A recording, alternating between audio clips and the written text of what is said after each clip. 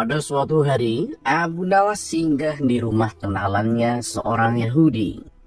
Di sana tengah berlangsung permainan musik yang meriah.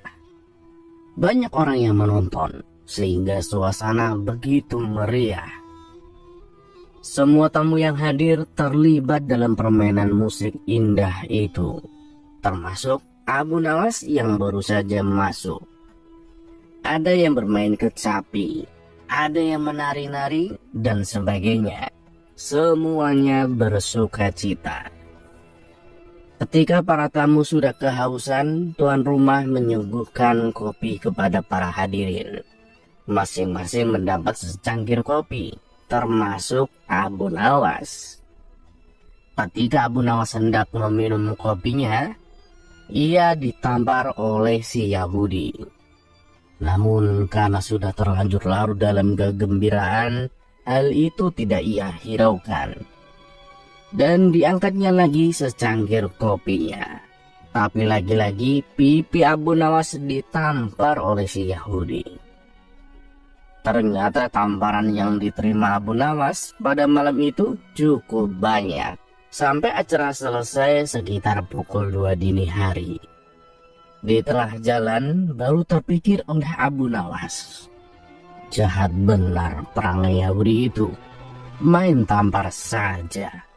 Kelakuan seperti itu tidak boleh dibiarkan berlangsung di Baghdad. Tapi apalah dayaku hendak melarangnya, pikir Abu Nawas dalam hati. Aku ada akal, gumam Abu Nawas selanjutnya. Keesokan harinya Abu Nawas menghadap Raja Harun ar-Rasyid di istana. Tuanku yang mulia, ternyata di negeri ini ada suatu permainan yang belum pernah hamba kenal. Sangat aneh, lapor Abu Nawas. Memangnya di mana tempatnya, Abu Nawas? Tanya baginda raja. Ampun Paduka, tempatnya di tepi hutan sana Paduka, kata Abu Nawas. Kalau begitu, mari kita lihat saja Abu Nawas, ajak baginda. Boleh Paduka, tapi nanti malam saja ya. Kita pergi berdua saja, dan Paduka memakai pakaian santri saja, ucap Abu Nawas. Setelah sholat isya, maka berangkatlah baginda dan Abu Nawas ke rumah Yahudi itu. Ketika sampai di sana, kebetulan si Yahudi sedang asik bermain musik dengan teman-temannya. Maka baginda raja pun dipersilakan duduk. Ketika diminta untuk menari, baginda raja menolak. Sehingga ia dipaksa dan ditampar pipinya kanan kiri. Sampai di situ baginda baru sadar bahwa ia telah dipermainkan oleh Abu Nawas. Tapi apa daya, ia tak mampu melawan orang sebanyak itu. Maka menarilah baginda raja sampai keringat membasahi seluruh tubuhnya yang gendut itu. Setelah itu barulah diedarkan kopi kepada semua tamu. Dan melihat hal itu, Abu Nawas meminta izin untuk keluar ruangan dengan alasan akan pergi ke kamar mandi untuk kencing. Biar baginda merasakan sendiri peristiwa itu.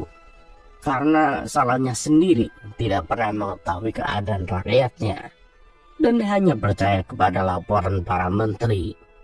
Pikir Abu Nawas dalam hati. Sembari meluncur pulang ke rumahnya. Tatkala hendak mengangkat secangkir kopi ke mulutnya, baginda raja ditampar oleh si Yahudi itu.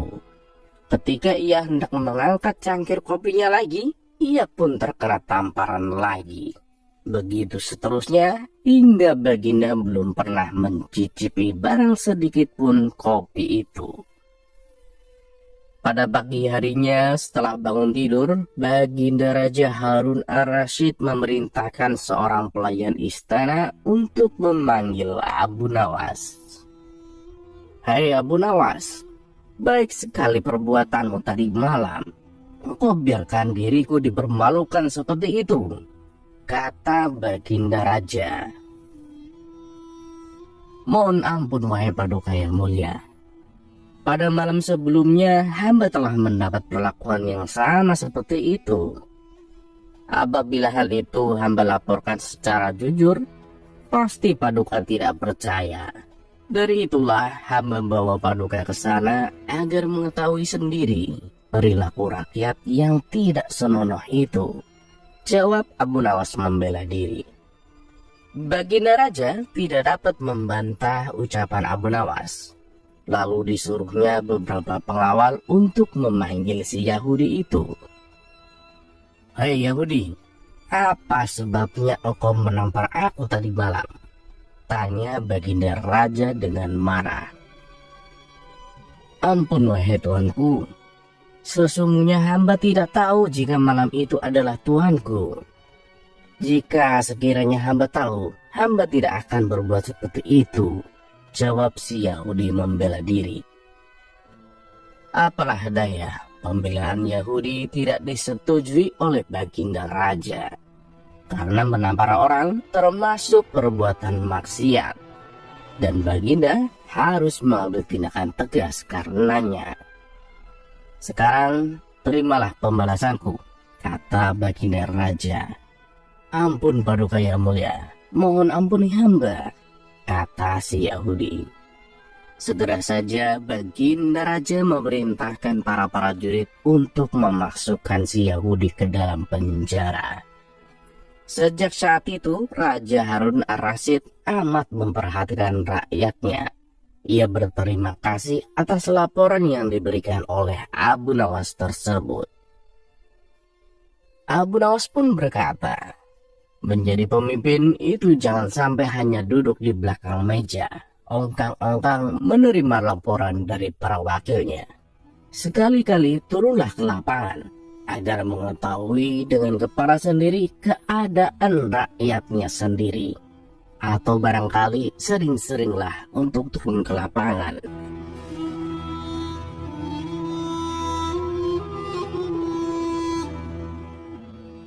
Terima kasih kepada kalian yang telah menonton video ini.